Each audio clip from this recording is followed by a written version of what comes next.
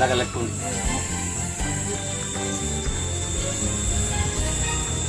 स्थान पर बोलिए नारायण भगवान की जय, परम्बा महारानी की जय। ज्येष्ठ मतलब आप लोग समझते भी होंगे सबसे बड़ा।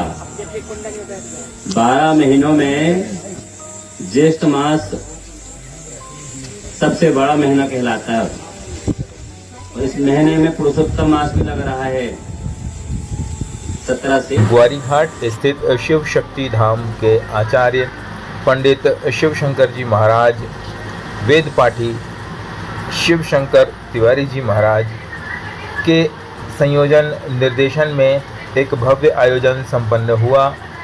इस यज्ञ में उनके बालक का जन्मदिवस भी मनाया गया। जन्मदिवस को मनाने का यह तरीका निश्चित रूप से प्रेरणादायी है।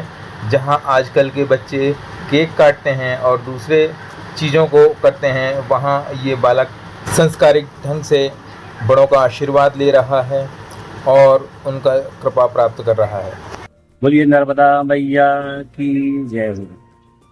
माँ भगवती की असीम कृपा से ज्येष्ठ मास के पावन पर्व पर कल द्वादशी तिथि में हमारे सुपुत्र ओम महाराज का जन्मदिन था।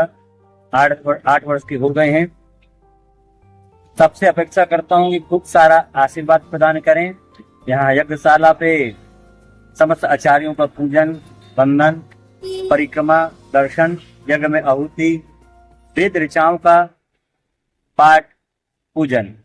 हमारे कृपा पात्र शिष्य डॉक्टर अर्जुन पांडे, उनके माध्यम से ये कार्य चल रहा था। 8 मई से 16 मई तक वहां पर हम लोग पूर्ण रूप से भगवती का पूजन अर्चन और ज्येष्ठ मास पवित्र मास होता है। ज्येष्ठ मतलब बड़ा। इस मास में जो भी किया हुआ सत्कर्म विशेष रूप से होता है। भाई पुरुषोत्तम मास भी लगने वाला है। उसमें भी जिलेहरी घाट पे जो 500 वर्ष पुराना मंदिर है, वहां भगवान का अभिषेक होगा।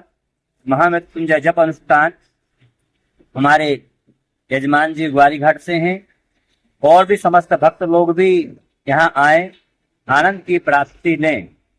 नहीं कच्चित शर्मपि जातो तिष्ठत कर्मकृत। जीवन में चलते फिरते उठते जागते सत्कर्म करना चाहिए। सत्कर्म क्या है? वेद प्रहितो धर्म वेदो नारायण साक्षात।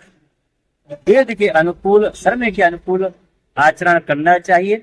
प्रसन्न मन से भगवान का खूब सेवा, पूजन, अर्चन, अभिषेक और हमारे बीच में जो भी हमारा परिवार है, यजमान है, हमारे विश्व का कल्याण हो, यही कामना करते हैं। भगवान की कृपा सब पे हो। नर्मदा तट में जो भी किया हुआ अनुष्ठान, पूजन, पाठ अनंत गुना होता है। नर्मदा मैया भगवान शंकर जी की तपस्या से, पसीने से उत्पन्न हुई है। यहाँ की हर कंकर शंकर स्वरूप है। अभी हम कुछ ही समय पहले बनारस विंध्यवासिनी से आए हैं। 17 से यहाँ अनुष्ठान है और भी कार्यक्रम रुद्र यज्ञ सोमवार को है, 18 तारीख को। भगवती की विशेष कृपा सबके ऊपर हो, यही हम कामना करते हैं। मां नर्मदा मैया सबको सद्बुद्धि दे, सद्ज्ञान दे। बोलने के लिए बहुत कुछ है और हम संस्कार युक्त चलेंगे तो जीवन हमारा अच्छा होगा। और संस्कार से विहीन हो जाएंगे, हमेशा कठिनाइयां आएंगी, हमेशा परेशानी आएंगी। इसलिए संस्कार युक्त चलना चाहिए। संस्कार कब बनेगा? जब हम माता पिता से ईश्वर, माता पिता को ईश्वर समान माने। अपूज्य पूज्यन्ते, अपूज्य का पूजन करने से दुर्भिक्ष मरणम भवेत्। वहां दुर्भिक्ष होता है और मरण के समान कष्ट होता है। इसलिए जो हमारे पूजनीय है, धर्म ग्रंथों में जो देवी देवता बताए गए हैं, धर्म मार्ग बताया गया है, उसी मार्ग में चलें, पंथ में नहीं जाएं। भगवान का खूब पूजन, पाठ, यज्ञ, भागवत करते रहें। नर्मदा मैया जय हो।